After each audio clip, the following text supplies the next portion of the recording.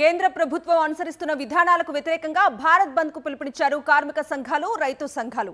బంద్ లో పాల్గొన్నారు INTUC, AITUC, CITU సంఘాల నేతలు, కార్మికులు. విఎస్టీ నుంచి ఇందిరా పార్క్ వరకు ర్యాలీగా బయలుదేరారు వేలాది మంది కార్మికులు.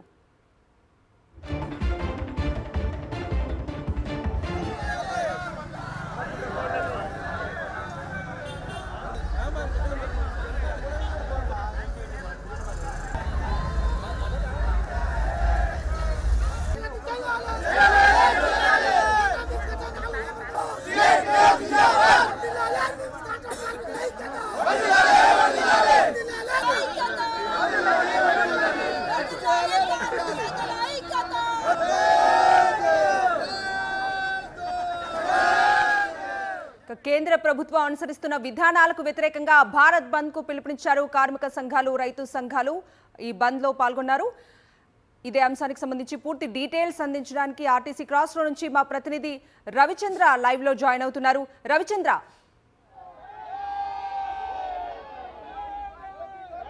కవిత, ఇవాళ కేంద్ర ప్రభుత్వం తీసుకొచ్చిన 4 లేబర్ కోడ్స్ను రద్దు చేయాలంటూ కార్మిక సంఘాలు దేశవ్యాప్తంగా బంద్కు పిలుపునిచ్చాయి. అందులో భాగంగా హైదరాబాద్లో కూడా ముఖ్యంగా ఆర్టీసీ ఎక్స్ రోడ్డు నుంచి అటు ఇందిరా పార్క్ వరకు ర్యాలీగా బయలుదేరుతున్నారు. పెద్ద ఎత్తున అన్ని కార్మిక సంఘాలు, వామపక్ష కార్మిక సంఘాలతో పాటు అన్ని భారత రాష్ట్ర ట్రేడ్ యూనియన్, ఈ విధంగా ఐఎన్టీయూసీ అన్ని పార్టీలకు సంబంధించిన కార్మిక సంఘాలు కూడా ఇందులో పాల్గొంటున్నాయని చెప్పవచ్చు. ఇక్కడ ఉన్నట్టుగా కార్మిక నేతలు అడిగి తెలుసుకుందాం. చెప్పండి మీ డిమాండ్స్. సార్, ఇది లేబర్ కోడ్ వెంటనే రిటర్న్ చేసుకోవాలి మోదీ గవర్నమెంట్.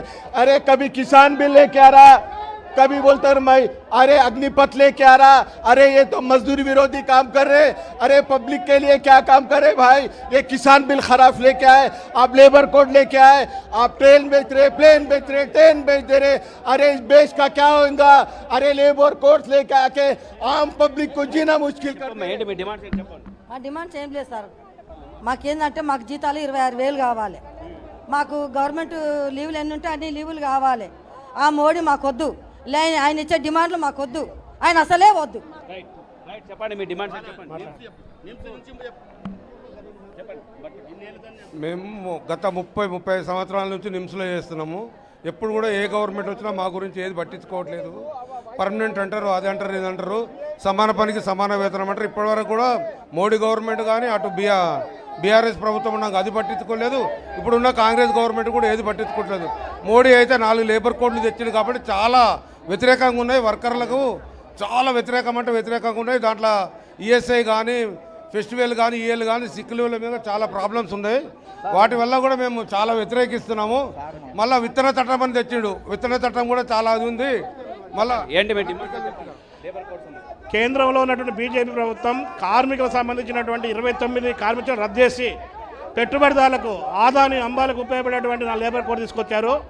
ఈ లేబర్ కోడ్లు అమలు అయితే కనీస వేతనం ఉండదు, పని గంటలు పెరుగుతాయి, పిఎఫ్పిఎస్ఐ ఉండదు, పర్మనెంట్ ఉద్యోగం ఉండదు.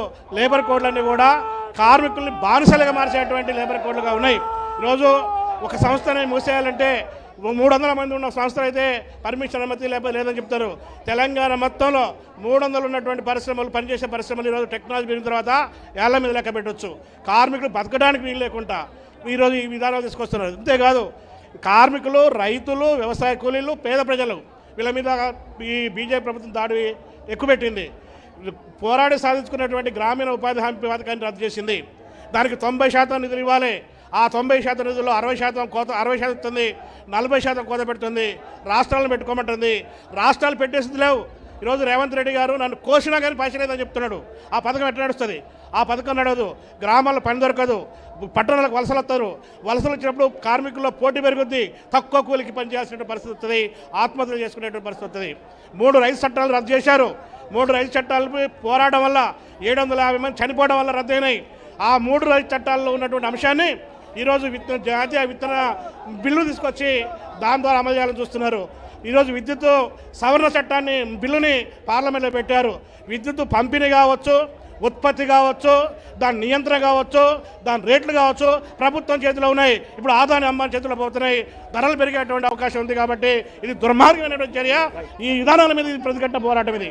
రైట్, ఇది కేంద్ర ప్రభుత్వం తీసుకొచ్చిన 4 లేబర్ కోడ్లను రద్దు చేయాలి. రద్దు చేసేంత వరకు కార్మిక సంఘాలు, కార్మిక నేతలు పోరాటం చేస్తుంటారు. దేశవ్యాప్తంగా పోరాటం చేస్తుంటారు. కేంద్ర రాష్ట్ర ప్రభుత్వాలు అనుసరించినట్టుగా కార్మిక వ్యతిరేక విధానాలని ఉపసంహరించుకోవాలని కార్మికులు డిమాండ్ చేస్తున్నారు. Kavitha. Right Ravichandra, thank you.